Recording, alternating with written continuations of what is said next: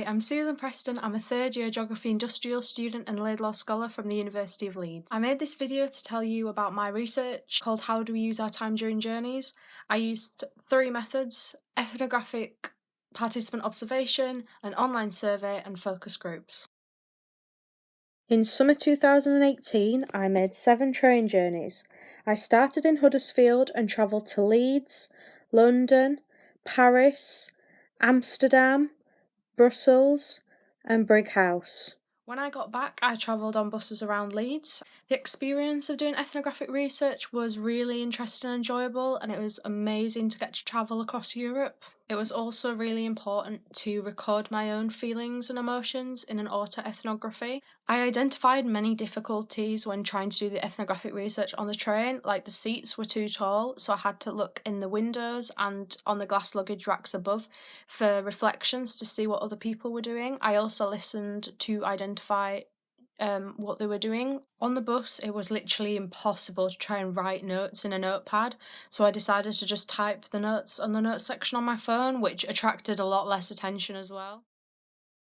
As you can imagine, I experienced a very different quality of time between the types of train journeys and between train and bus.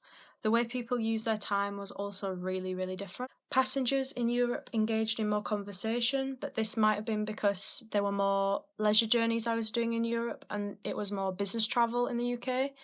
And women also engaged in more conversation than men to their friends and also on the phone. On longer train journeys, it was really clear that people had packed lots of things. I also did see some unusual things that you don't see every day, so I got to see a dog on the train, which went from Leeds to London, and I also saw somebody knitting on the train in Brussels. On shorter journeys on the bus, it wasn't clear that people had really packed. They didn't unpack their carried objects, probably because there was limited space and time constraints.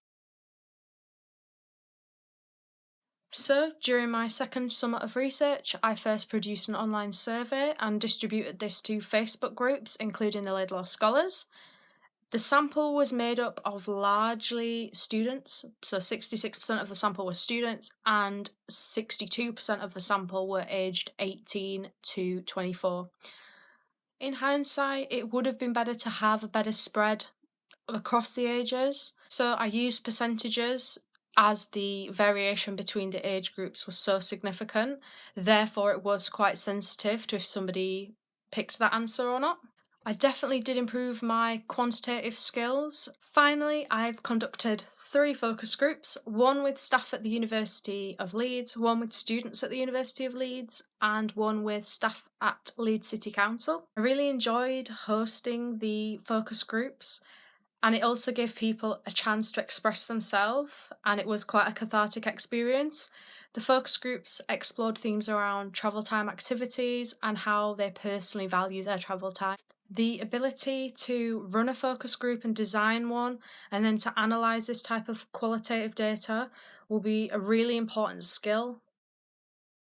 My main finding from my second summer of research was that younger adults, those aged 18 to 34, did more ICT-enabled activities than older adults. I also found that younger adults multitasked more than older adults. Most people highly valued the time they spent during their journeys, primarily describing it as my time or me time, personal time that they could have to themselves and they wouldn't be interfered with by friends, family, or colleagues. This was more expressed in the staff focus groups with the council and also at the university, but students did relate to this. During the focus groups, we asked participants to pick 3 out of 25 words which described how they felt during their activities on their journey. Students picked amused, escapist, and relaxed. This was because they predominantly listened to comedy and fantasy podcasts and music. The council staff picked relaxed and happy, whilst the university staff picked escapist and reflective.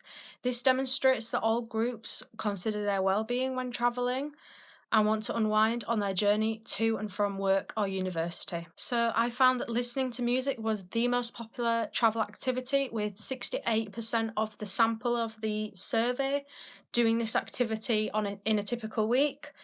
Some activities were more evenly split, like listening to music, amongst all age groups, whereas social media tended to be done more by younger people and reading for leisure was done more by older people. Some of the participants regarded the journey time as dead time. This was often if the duration of the journey was short, or if they didn't get a seat, or if they were holding a wheel if they were driving, and this reduces the feasibility of doing many activities.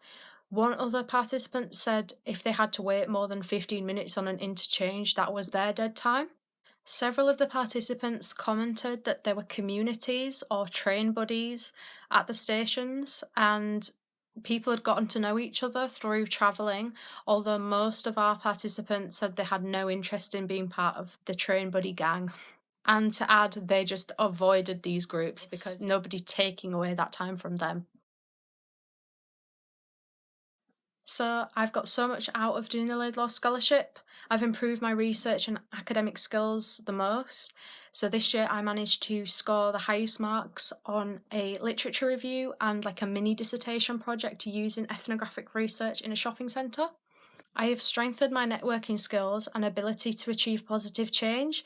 I founded the Leeds University Commuter Society, and without the support from my fellow Laidlaw scholars, this would have literally been impossible. Most importantly, I have felt part of the Laidlaw community, willing to give help and ask for help. The Laidlaw Scholarship has definitely been the best thing I've done. I hope you found this video interesting and informative. Thank you for watching.